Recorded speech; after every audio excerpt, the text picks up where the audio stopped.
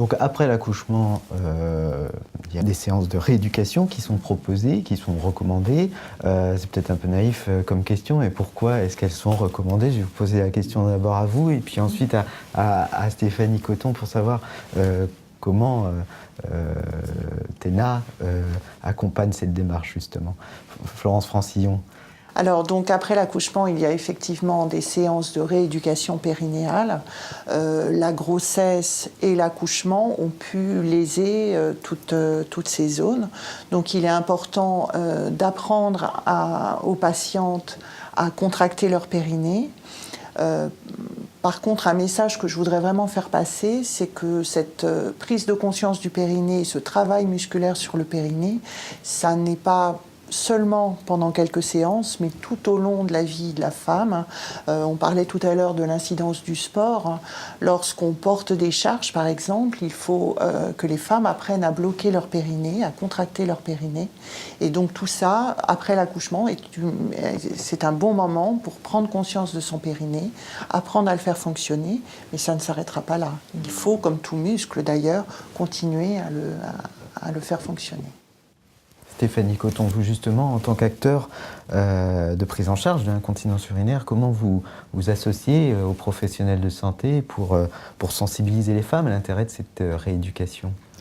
Alors, nous, notre expertise, en effet, c'est les protections. Mais je dirais que la valeur ajoutée de la marque TENA, c'est vraiment de parler non seulement donc, de ce que nous faisons, mais aussi de toutes les causes et donc des solutions qui existent. Et les protections, c'est une des solutions qu'on va proposer en effet aux femmes, mais ce n'est pas la seule. Donc très clairement, en effet, on va parler de la rééducation périnéale. Lors d'interventions que l'on va faire. Alors, lors de prises de parole qui sont soit en presse, soit sur des sites internet, des blogs, ou également sur des manifestations. Donc, pour vous donner un exemple concret, TENA sponsorise une course qui s'appelle Odyssea, qui est pour la lutte contre le cancer du sein.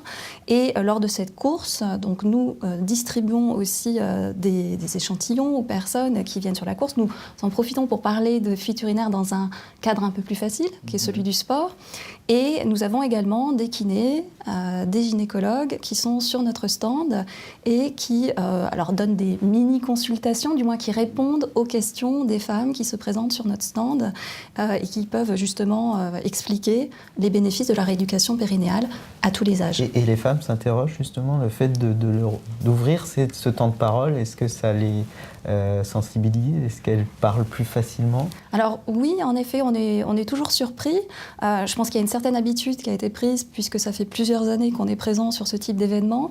Mais on est toujours surpris finalement de la facilité, une fois que les femmes ont commencé à en parler, qu'elles ont à partager. Et parfois, on est un peu surpris de les trouver très démunies par rapport à des questions. Et elles sont tout simplement contentes d'avoir trouvé des personnes qui les écoutent et qui peuvent éventuellement leur donner des pistes, même si on ne se substitue absolument pas à une consultation médicale, mais du moins, ça permet de parler et d'ouvrir le dialogue.